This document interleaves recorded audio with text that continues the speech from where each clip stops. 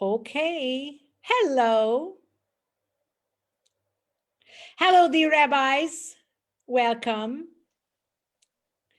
And I think we can start our wonderful conversation about preparations for Pesach. So let me welcome our Szarvas rabbis, Rabbi Seth Braunstein and Rabbi Zsolt Balla, New York and Leipzig. So we're very international. I'm sitting in Vienna. I'm thrilled to see you, both of you. I haven't seen you for a while, at least live. But I'm really thrilled to see you. And I know that this is a very, very busy period for all of us, and especially for you as rabbis, preparing for Passover. So we're going to start with a little game, okay? So it's an association game. So I'm going to say the word Pesach, and you tell me your first association without thinking. Seth. Food. Food. Zolti. Israel. Israel. Oh, wonderful. Nice. Okay, so we're going to talk a little bit about different customs and traditions that you might have in your own families, communities, and generally what you think are the most important things for us to know when we prepare for this very unique and wonderful day. So I would like to ask you to share one part of the Seder experience that is very meaningful to you. Any part that you do on the Seder that you find particularly meaningful. So I started with Seth, so now we start with Jolte. For me, one of the highlights that I really, really enjoy is at the very, very end. There is this song called Chad Gadya, the one little kid that my father bought for two zuzim, two golden measures of money, but the cat ate it, but then came the dog and he bit the cat, and then the staff came and hit the dog, and then the fire consumed the staff, but the water extinguished the fire, but the ox drank the water, but the slaughterer slaughtered the ox, but he died, and at the end, through the hands of the angel of death. So for me, this song is one of the favorite highlights. And the reason is because, at least according to the commentaries, at least one of the commentaries, this is all about Jewish history. So for me, at the very end, this Aramaic song that is really sung with fun, and you try to make different voices, and you try to imitate how the fire consumes how the cat sounds who eats the little kid. Kid, for those who don't understand, kid is, we're not talking about children, we're talking about little sheep. So for me, this is I'm eagerly waiting for that moment every Seder night. Thanks. Actually, we have a very special custom that we developed in our Seders for Chad Gadya, and you've been actually part of it. And we dub the song, basically, or the story. We do all kinds of sound effects. So when it's about the cat, it's meow, and when it's about the kid, it's bleh. So it makes it fun. By the way, I forgot to tell you that, of course, we are happy to receive your answers on the Facebook chat, and we already got an answer for the association, which is clean. So I'm encouraging everybody to write your own associations for Pesach, and of course, we are happy to see all your answers or your thoughts that you share, and I'm going to read it to the rabbis. And just one more question, Jolte, shortly. Can you tell us, is that your synagogue behind you? This is behind me, but unfortunately now it's only in a virtual background, but this is the synagogue in Leipzig. This is true. Thank you. So Seth, it's to you now, the most meaningful part of the Seder for you. And also please share, what is the synagogue behind you? Sure. So first of all, I think that I think the idea to create noises has traveled internationally, because that's also we also do the exact same thing at our Seder. So it kind of keeps everybody awake at the end. So it's actually a really helpful tool at the end of the Seder. For me, I'd say that the most meaningful moment is a few things, but they all kind of come with the same theme. They're all things that are visceral or physical in nature. I love that idea at the Seder about, drinking the 4 cups of wine, eating the korech sandwich, singing around the table, singing Hallel around the table. Anything that happens in the Seder, I enjoy all the reading and the discussion and all those things, of course. But the pieces that I really enjoy and that like are just fun and really meaningful and engaging are the pieces that are like just really physical in nature. And I think that's part of really what makes the entire experience of the Seder so much fun, is that it's unlike all different kinds of ritual. Like, everyone's around the table.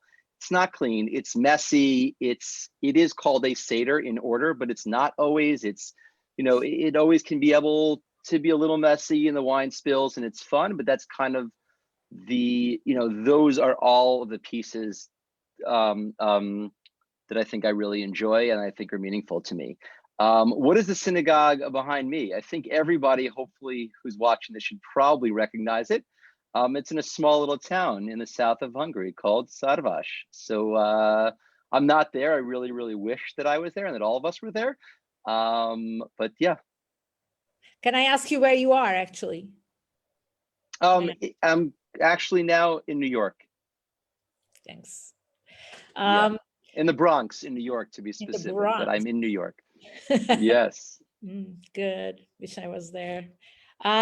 So also, I'm encouraging people who watch us to write what is the most meaningful part of the Seder for them. For me, actually, it's the four sons that I paraphrase now, 4 children mostly, because it's so much connected to what I do in my life as Jewish educator that it always has spoken to me in many different levels. But I also get the physical. I think that's the Seder is a big drama, actually, in many ways, and uses all our senses. So an ex-US camper says, "Hi everyone, happy Pesach." Thank you, happy Pesach to everyone. Okay, ready for the next question. So we shared meaningful experiences. What is the one text from the Seder that you think everyone should remember, and maybe also why? So let's start with Seth now. I'm gonna alternate. Sure. Great. I think for me, it's actually one that is not so famous. It's actually probably one that comes from a part of the Haggadah that people might end up even skipping over because it's where all of the words are and there's not a lot of action, as I spoke about before. But when it comes to the entire task of the evening of actually telling the actual story of the Exodus, interestingly enough, we actually don't read the verses from the book of Shemot, from the actual story of the Exodus itself from Egypt, which is really strange. We take certain quotes from there in verses and psukim, but we don't actually read from there and from that text. What we actually use and what we take is actually from a set of psukim of verses that actually come from Dvarim chapter 26, I believe, which starts Aramio Veravi. And when it's actually 4 psukim that when a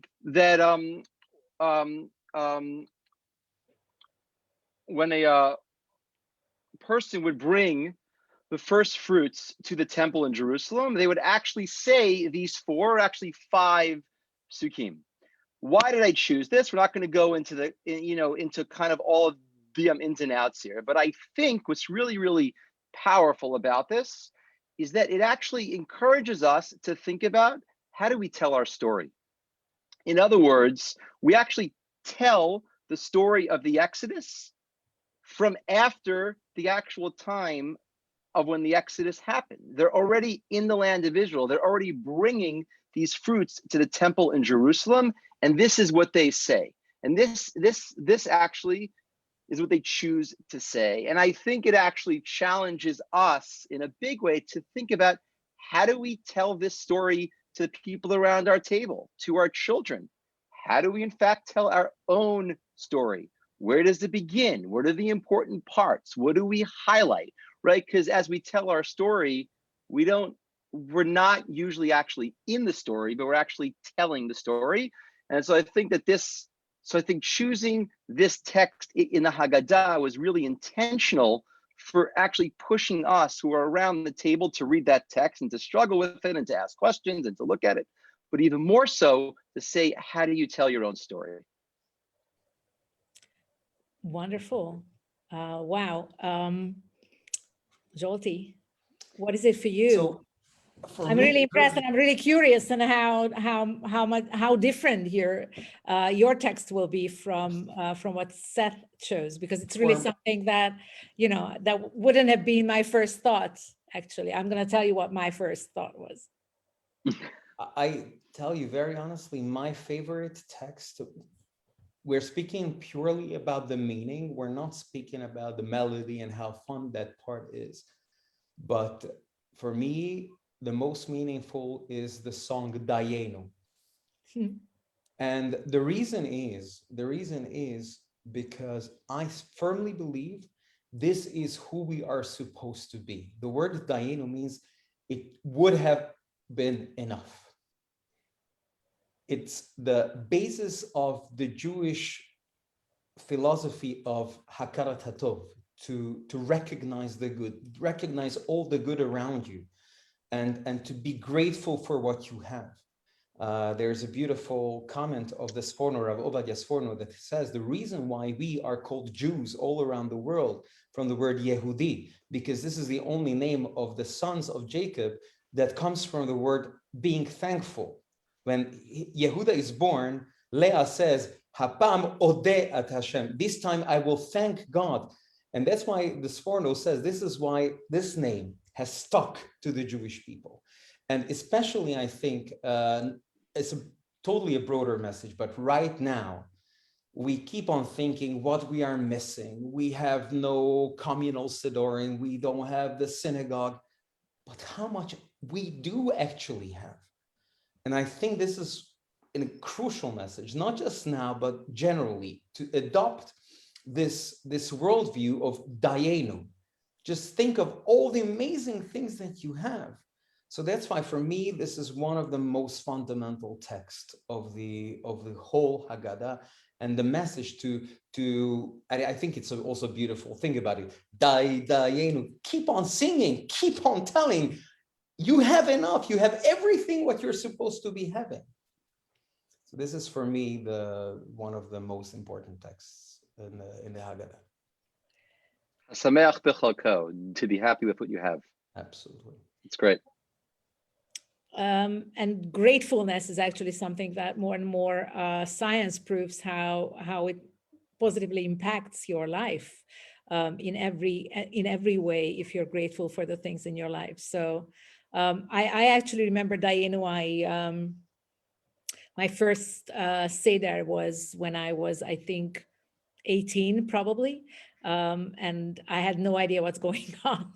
And the only thing I remember from that Seder is the wine that we drank, the loads of wine, and Dayenu, which everybody was singing with, like, totally, with their hair down. And it's easy to learn because it's like the verse itself, or the chorus itself is one word. So I learned it very quickly. That was very deep. And there's a question, so that's why I'm posing just for a second. A question from Lori Mark, who was at Szarvas 20 years ago. and says at that time Jewish children were facing a lot of fear being outwardly Jewish because there were only a small amount of Jews in their home city. How does Szarvas help its children during the pandemic to keep them strong and feel supported? Well, you can add, of course, said jolte. I would say that luckily the communities of Europe have grown and have strengthened themselves during the last 20 years. These communities are thriving partly because of Szarvas, because of the leaders of these communities who all came out from Szarvas, or most of them. There are a lot of activities, and I know that in most of the communities in Central and Eastern Europe, the communities do a lot of Jewish community building also during the pandemic. But feel free to add, guys, if... I would add that one of the greatest lucks in the world that the age groups who went through Szarvas are those who are using social media today at ease, so to say. They are really, they have the affinity how to use it. I'm with my 40s, I count as old one who doesn't even know how to use properly Instagram. But I think the guys at the... Speaking of the four children.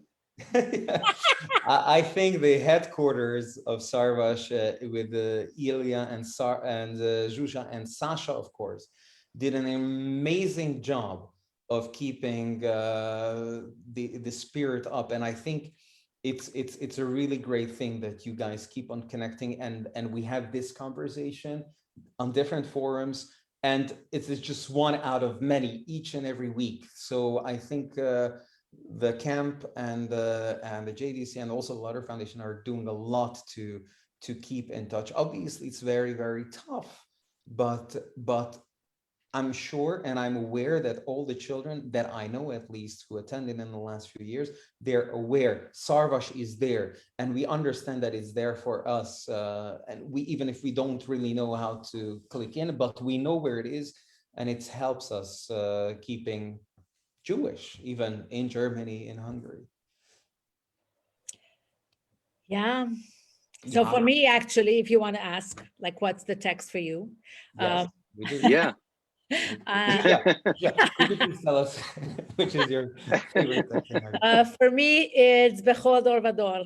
It's in every generation you have to pretend, you have to do as if you yourself came out from Egypt. You have to see yourself as someone who is coming out from Egypt. And because of many things, but mostly because it involves a lot of playfulness, but also it has a depth about, basically it's not a past event that happened, it's an event that happens. It's a continuous event, our going out from slavery to freedom, and I love it. Can I add to this something, Zsuzsa? Because I think, of course, what you're saying is so fundamental. Actually, I think it's one of the greatest ideas. And if you take one idea with you tonight, how do you say it in Hebrew? The Exodus. You say it Yetziat Mitzrayim, but it's grammatically not correct. You should say in Hebrew that means coming out of Egypt, but it should say Yetzia mi Mitzrayim, the coming out from Egypt. But coming out of Egypt, who comes out? Egypt goes out. It's not that who you go out. You try to leave Egypt behind. Egypt is in you. You have to make sure that Egypt leaves you. This is and this is really what each generation has to do. You have to make sure that this mindset leaves you behind and you become a free person, just as Zsuzsa said, each and every, and that's why it's relevant, every generation. Can actually add one more thing to that, which is actually, I also really, really love that part, Zsuzsa. And it's interesting that I think it's actually Maimonides, it's the Rambam, who changes that language slightly. I think it's actually leharot, right? So we have b'chol dor vador chayav adam lirot, to see, to actually see yourself as if you've left Egypt. But the Rambam adds, I think it's actually leharot, to show yourself almost, right? So it's this whole reenactment, like the entire experience of the Seder isn't just reading, like, just going and sitting and reading, but you're supposed to reenact the entire experience. And I haven't been to too many, but I know people who are Sephardic who take this on in a real way, and they march around the table and they hit each other with scallions. And I think it's a very interesting kind of twist on that language, but it really, really adds to that meaning as well. So absolutely, you're right. And there are many interesting customs. We're just preparing a website for the Hungarian community about Pesach, and I was reading on all these peculiar customs. And actually, there is a Hungarian Hasidic custom, not on the Seder night, but on the 7th night of Pesach, where the Hasidim would take a big pot of water on their heads and would dance with it until it all spilled out, in memory of the crossing of the Red Sea. So these are really interesting stuff that we could actually include into our Seders, because they're playful and fun, and probably will be totally memorable, and will help the experience, right? So if you're already— actually would be a great program to do in camp as well. Yeah, exactly. I don't know how much the kitchen would agree, but I was gonna say, actually, in the kitchen at the tables, okay. Let's suggest that. I will suggest that. Yes. So if we're already about customs and traditions, what is your favorite Passover food and family tradition, or food or family tradition, or food and family tradition? So, and I would also be interested in whether there are certain things that changed, like you would do things like that, and then you would add something new every year, or you added something new 10 years ago, which you love very much. So it's kind of like a complex combination of questions. And this goes also to you guys who are listening. Please write down into the chat whether you have any interesting family tradition that you love, or your favorite Pesach food. So I don't know where we were, but Seth, can you please start? Sure. So I'll start with the tradition. It doesn't actually take place on Pesach, but I've been going with my father, I guess, since under 10, even 5 or 6 years old, every year to the same matzah factory in Brooklyn, New York. My father went with his grandfather. My father went with his grandfather to the same place. And actually, they even actually have a card in the matzah factory. It actually isn't there anymore, but the prices every year to my grandfather, to my father, and so on. But in all seriousness, part of the hard part, if you will, or part of the really beautiful part about Pesach is the preparation. It's all encompassing. You can't just show up. Like, you got to be preparing for the holiday. And it's the smells that happen in the kitchen before and all these things. But if I could share one tradition of mine, I was not able to go last year because of COVID, and we were also unable actually to go this year. We did get the matzah from the same place, but we didn't go.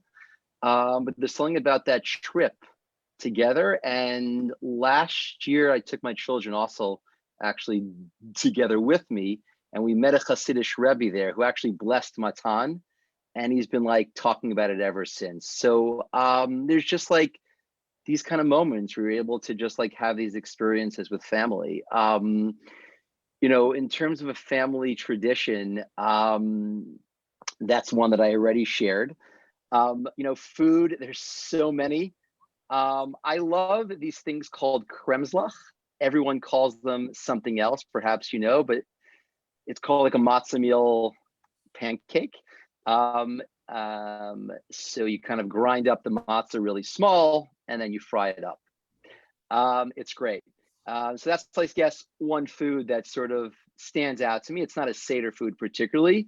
In terms of things that are new, it's interesting. I actually grew up in a home where we always added new things to the Seder. When I was really young, we added onto the Seder table, we always had an extra matzah, which at that point was actually called the matzah of hope. It was a big tradition here in North America at the time. It was specifically in really thinking about the Jews behind the Iron Curtain at the time. And you here as an American Jew, as a free Jew, what can you do about that? What should you be thinking about that? Till this day, actually, my mother actually adds a matzah, and we actually also do it now in our home. And I really encourage people to do that. Actually, you kind of add that matzah and think about, where's there slavery around the world? Where are there struggles around the world? What can I do when I'm kind of in this moment of moving from slavery to freedom? So that's one tradition that I had as a child and that we still do, but its meaning has changed over time. Thanks. I love that. Matzah of hope. That's beautiful. Yes. Yeah, I mean, it was a very, very big thing here in the 80s. It was a very big thing in the United States. And again, it's taken on new kinds of ways, but Nice. How about you, Jolte? So for me, let's start from now backwards. The food, matzo ball soup over everything. Now it's very, very funny that ever since I'm a rabbi, I don't really get to eat it. Sometimes a whole Pesach goes by. Why? Because I have the incredible privilege to be a rabbi in a community where most of the community members are coming from a former Soviet Union. They have not been exposed to matzah ball soup, believe it or not. And therefore, and it's also, you have to be honest, to prepare matzah ball soup for a communal Seder for 100 people without having an industrial kitchen, it's practically impossible. So, and also me as a community rabbi, most of the time during the Pesach holiday, all through, we're trying to eat with the community to have communal Sederim and communal meals. So I barely eat at home during Pesach. So therefore, really, years go by that I eat matzah ball soup on Pesach. Now, at that point, it's very. I understand why you come to Szarvas. I'm sorry. That's why I come every. Yeah, that's why I want to at this point tell that from Agineni, may she live long. I remember one of the Friday nights when I had 19 matzah balls from Agineni soup. So, but that's definitely something that is for me a really important feature. And it's just to tell you very interestingly, last year was the very first year ever that I made a Seder for my family. I've been married with Marina for over 14 years, and this year 14 years. And ever since, we only did Seder nights for either youth, either children, or for communities. So last year, due to the pandemic, was the very, very first time that we merited to do our first Seder night at home. So therefore, it's very hard for me to tell you whether we have family traditions. We do not yet have family traditions. This will be the second year that I'm actually making the family Seder. And it sounds, I know how funny this could sound from a rabbi, but this is really actually what comes with the rabbinate here in Europe. Also, we are trying to work out our own family customs. So I think next year I will be able to tell you more what we incorporated from the last year. And after the third year, I could say that this is a family tradition. But for now, we're just trying to focus with on the children and to tell them really, and to ask them the questions. Do you know this? Do you know the story, how it happened? So this is what was a real highlight last year when I could finally focus on my children. But I want to also emphasize that I greatly miss the members of the community and the possibility to make a Seder with them as well, because they probably do not have the environment at home to make a Seder night. So this really pains. This really makes my heart pain, but ache. But slowly we're getting back to where we're supposed to be. I think actually that we were talking about how much these communities have strengthened. And I know that in Hungary, the fact that you see more and more families doing their own Seder at home is a good sign, because I know that in the beginning of the 90s, nobody did a Seder, or very, very few people would do a Seder Pesach at home. People would go to community Seders. And now more and more people get out of their comfort zone and start doing this at home. And there's more and more encouragement, of course, that you don't have to know every letter of the Haggadah to be able to lead a Seder. So that leads me actually to the next question. Why do you think it's one of the most practiced traditions in Judaism, Pesach and the Seder? Why would so many people make the effort to do this and not Rosh Hashanah, for example? What makes Pesach so unique and special? I think, Zsuzsa, you answered that with your favorite highlight of the text, Bechol Dor Vador. I think this message permeated the Jewish people, and they understand that this is the whole idea, to talk about where we are coming from. This is all about identity. This is giving you the power to be Jewish. This is embedded in this holiday. This is the main thing. This holiday, if out of all of them, this is the highlight that keeps us Jewish. So that's why I believe this is the reason why so many people are feeling connected to this holiday and keep this tradition in either ways possible for them alive. You know, it's interesting what you had, growing up here in the United States, everyone has a Seder at home. Like, that's just where you have the Seder. It's kind of just how it's done. When I went for the first time to the former Soviet Union, I ran for a few years Sderim in different places in Belarus. And I began to realize and to understand people didn't have those kinds of tools at home. This is way back before I even got to Szarvas. And when you ask that question, I'm struggling with the answer, because, on the other end, I think that the other holiday that a lot of people also tend to, really do in some way is probably Hanukkah. Probably it's between, it's actually those two holidays. And interestingly enough, they're both centered traditionally, if I can say that, around the home, right? It's around the table, or it's at home on your windowsill on Hanukkah. And there's something about building and creating, your own rituals at home. And, to hear you say that, Jolt, like, it really hit me hard. And that's why you are a great rabbi, because I know that you feel that in your soul.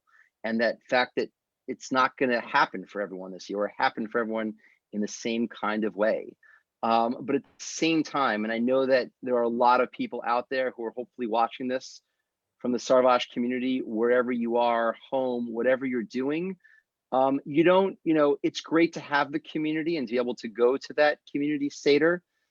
But really, in the end of the day, the beauty of this holiday is doing it at your own table at home. So wherever you might find yourself, if you could find some matzah, find a few of the things, you can easily access you can easily be able to access the text online. You can reach out to any of us, of course, but you can, I'm sure, be able to actually access it. Do what you can. Sit around a table, ask the questions. Even if you don't have the actual text, talk about the story of the Exodus. That is the actual essential, commandment or mitzvah of the evening. It's really interesting, first of all, because it's a very old tradition, right? And the Haggadah, the book, the manual that we're using is from 900, and at the same time, we already spoke about additions that we do in our own Seders. You said about the Matzo of hope, which many families put on the table. We spoke about the sound effects of Chad Gadya. So there are certain things that people, families, communities are adding to the actual ritual, to the actual order of things, which are very peculiar, the symbols on the Seder plate. So what are additions, modern day additions to all these ancient ritual and liturgy that you know of? Are there? Jyoti? I'm happy to. Oh, go ahead. No, Go ahead, Joel. Seth is Okay, is sure. fine. Yeah. So I'll start off by saying that there are rituals, that there are a few things that come to mind that I'll mention that I've heard people do. But I think hopefully this has become clear in this conversation, is at the end of the day, the mitzvah of the evening is to tell the story and to actually re-experience the Exodus from Egypt and to think about these ideas of freedom. And I think also before Zsolt said, like, it's about your own freedom. It's about your own movement from slavery to freedom. What is that in your own life and so on. So I encourage you to bring your own things that might actually work for you. Few things that I've heard of. We also actually have at our table something called a kos Miriam on top of also having a kos Eliyahu. Like, we also have a cup for Miriam that has water in it, which is supposed to symbolize the crossing of the sea. Because also Miriam at the end of the Az Yashir in the text, she brings together all the women and they're singing. And so it's an idea also, to bring that kind of a voice to the table as well. So we usually have in the center of the table 2 cups, one with wine as the kos Eliyahu for Elijah, and one with water for the kos Miriam. So that's one addition that we use.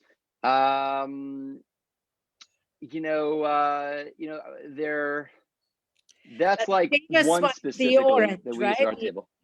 The famous one of the. So the orange at the table is a very, very interesting examples. It actually comes from a story, I believe, from Susanna Heschel, who's Abraham Joshua Heschel's daughter. I believe that someone once came to her and said at the end of a lecture, I could be wrong, I understand this is live on Facebook, but I believe that a person came to her at the end of a lecture and said something about the fact that, like, it's not a woman's place on the bima or something, or it's not a place to have a woman in. And like, those were the days when, you really didn't have any women who were in leadership positions in synagogue, all different kinds of positions and rabbis and so on, whatever. And I think from there, the story sort of came to be told, like, also, I think that's how the story is told about having an orange on the Seder plate. I believe that's correct. Very controversial. Smiling, Zsuzsa. Yeah, I was reading about it, and so there are many sources that say that it's an urban legend, actually, but the story itself is so good that people encourage to tell it like this. But Susanna Heschel, who is a scholar also in her own worth, she decided to put an orange on the Seder plate for symbolizing all the marginalized groups within the Jewish community, the LGBTQ, the women sometimes, and many others. So that's, I know that many families, especially in the States, as you said, put an orange on the Seder plate. And then I read a little about fair trade chocolate and potatoes for the Ethiopian Jewry was at times on some Seder plates. I know that in that last year on the virtual Seder that we did for families, we asked people what would they put if they could put something on the Seder plate today. What would they put? I don't remember the answers, but they were very creative. All of I was them. going to ask you what the answers were. I was curious. I don't remember, but they were really good. Okay. I should have written them down. All right, so I have some more questions. Well, we talked about בכל דור ודור, חייב אדם לראות את עצמו כאילו הוא יצא ממצרים, but it continues and it says, you shall tell your son, saying, this is how we were saved from slavery. And so I would like you to talk a little bit about why Pesach is so focused on children, why the Seder is really built in a way that it really focuses around children. So now we're going to start with jolte. So I believe that actually this is also what we do in Szarvas. This is all about informal education of inspiring. People forget that they're actually, even in the Shema, we read two different ways of Veshinantam levanecha. One of them is Veshinantam levanecha ledaber bom. You have to tell all these things to your children and to retell them. But then the second paragraph, Shema, we say Veshinantam levanecha ledaber bam, that they shall speak about it. So the education has two very important components. One of them is actually give over material, but maybe the second one is even more important than that. And this is to inspire, to make them tell it on. So this is, I think, we are focusing mainly on the second component. And this is those families who keep on doing Seder night after generation and generation. That means the parents did actually a good job. They inspired the next generation to keep it up and to show that whatever we have, it's relevant. It's not archaic. It's not something that is in the clouds. Judaism is here and it's relevant to you right now. It has something to offer you, even in the 21st century, if not more than ever. You have that need. And this is the idea. I think this is why we're focusing on the children, because they can be still formed. The children are good material, literally, who we can still influence in a way how they turn out, how they're going to make this world a better place, how they're going to deal with their identity, how they will become people of integrity, people of compassion, people of gratefulness. That's the whole idea. So that's why you're focusing on the children. Thank you. Seth? Yeah, I mean, I agree with, that was really, really excellently articulated. It was beautiful. I think Zsolt spoke about the Shema, and it's interesting because in the Shema, we use the word, I think, as he said, Vishinantam. And here we have Vihigadata. And there's an interesting difference between the word, I'd say, Vishinantam is almost to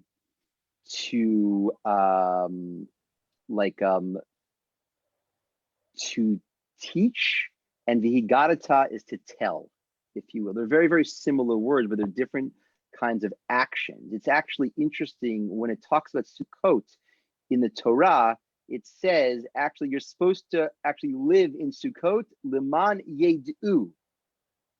So actually the future generations will know about the coming out of Egypt and this traveling in the desert and actually living in booths and so on and so forth.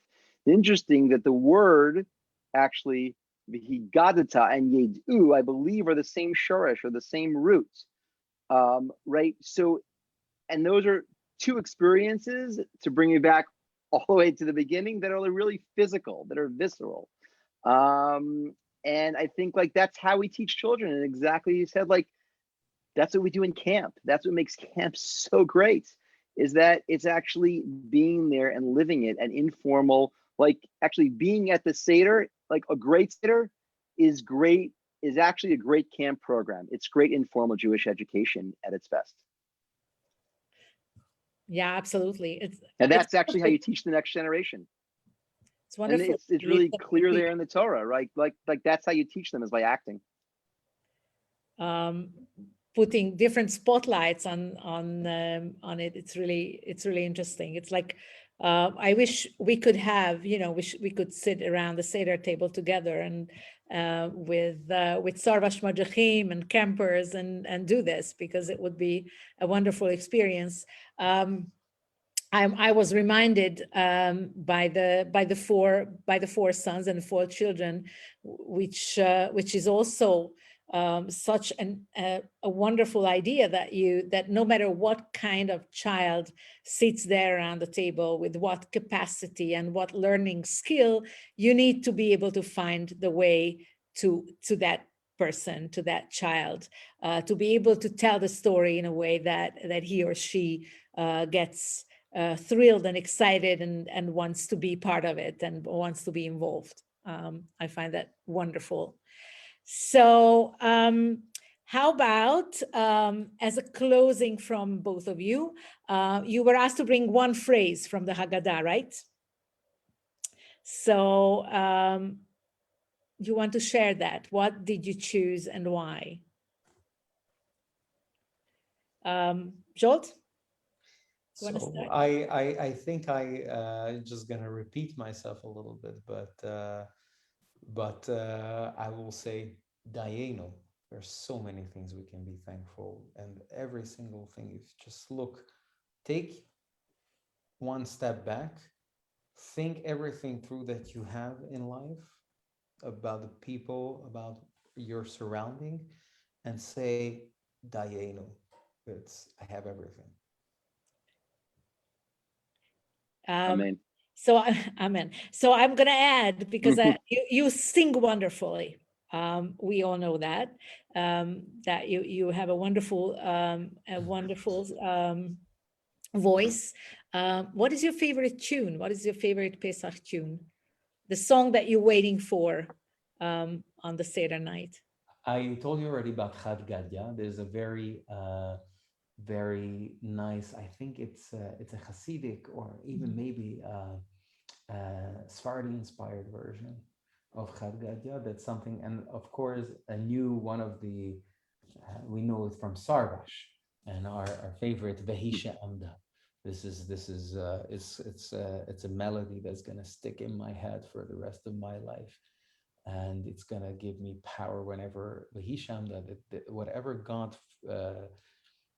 promised Abraham, our forefather, it's there, and that stood next to us, and that's what it means. Vehisha Amda. This promise kept us alive. So Vehisha Amda is an all-time favorite melody.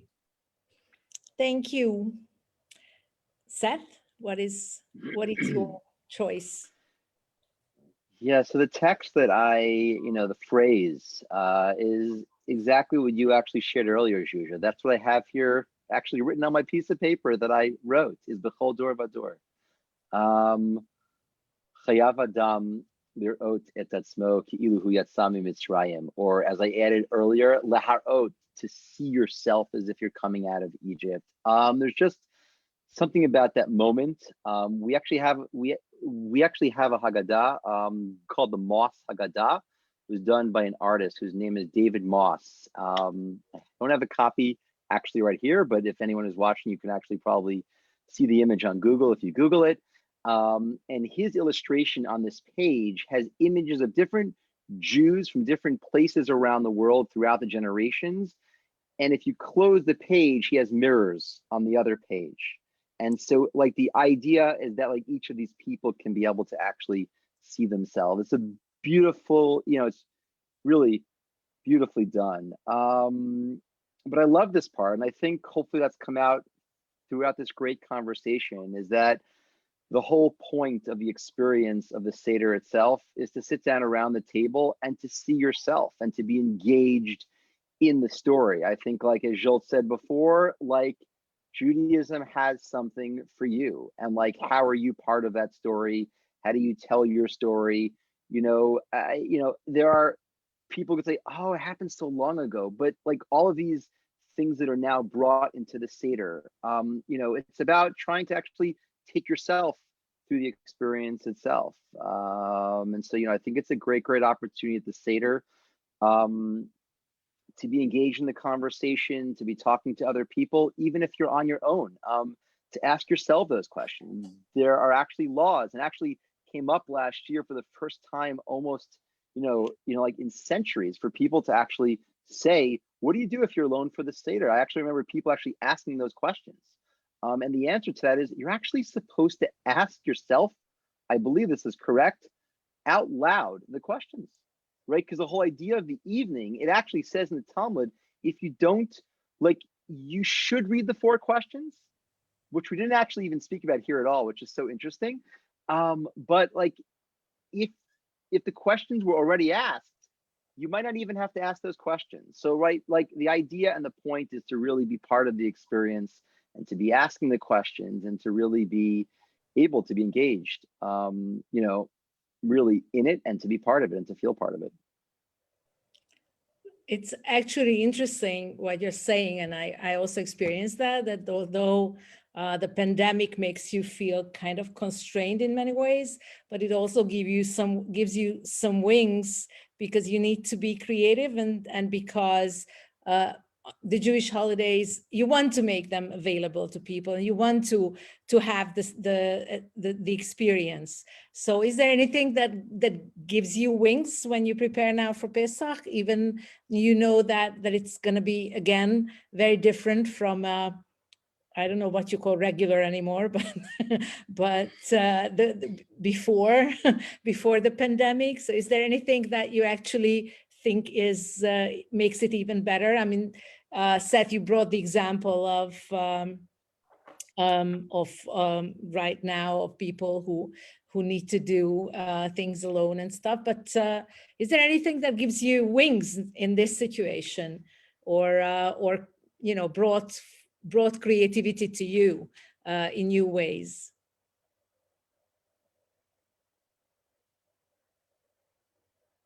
Let me jump in here. So I already told you that this is going to be the second year where I will make a Seder in my home. But last year we had guests. This year we will not. That means I'm going to have a full attention on our 3 children with Marina, which is incredibly special. And I'm already so worried. I don't want to miss this opportunity. This is giving me wings at the same time, because this is so amazing. It's such an incredible opportunity. And again, I just want to tell you again, at the same time, I wish we could celebrate with all together, but I got this opportunity now and I have to use it the way it is. And this is, for me, this year is definitely giving me wings and an incredible boost and worries. Will I do my job well?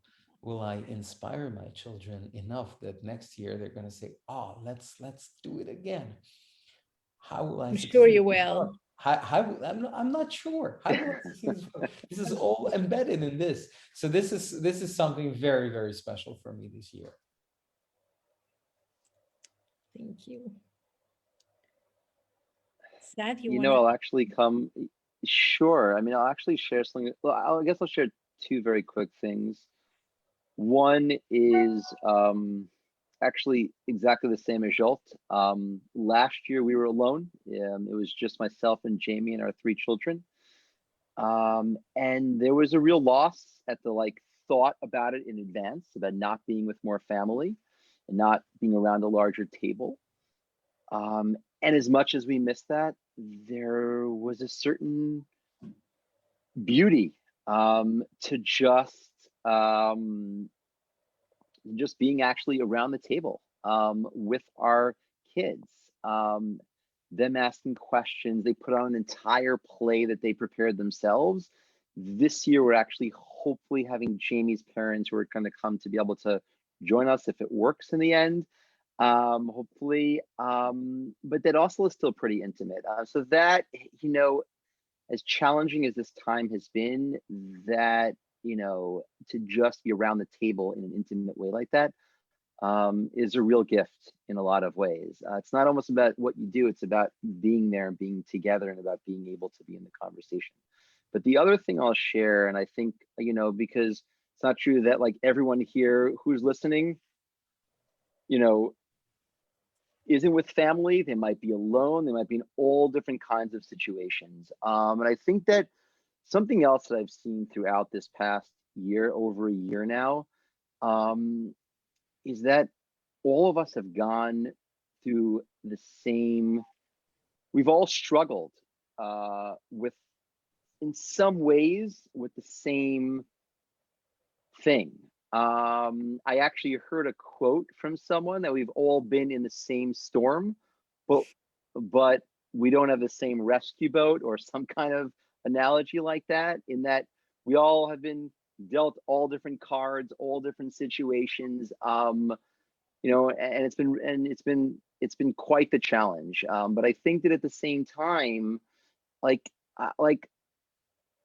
you're in Vienna, you're in Leipzig, I'm in New York, and like we're dealing with a lot of similar types of things. And so hopefully the people seeing this, especially a community like Szarvas that is so globally connected, even if you're on your own or whoever you're with, like to know that there is this community of people, even if you're not at their table, who've gone through similar types of struggles over the past year. And like we are hopefully seeing that light, and that edge towards freedom, or crossing the sea, if you will. And I think that is something that's also giving me wings, is that connection to other people. That's what I love so much about being at Szarvas, and we don't have that now. And hopefully people can feel that, and the opportunity to be at the Seder, and to imagine and to realize that you are part of that larger global community, even if you were there 20 years ago, 25 years ago, or more, but you're all really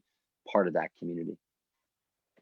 Yeah, I feel that too, that on many ways, on many levels, you're more connected because you feel you need to be more connected.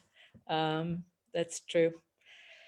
Well, Rabbi Seth Braunstein, Rabbi Zsolt Balla, Seth and Jolte, thank you so much for doing this. Let's wish all the Szarvas campers, Madruchim, unit head staff, a wonderful Chag Sameach, Pesach Sameach, a happy, free, as much as it's possible, free Passover.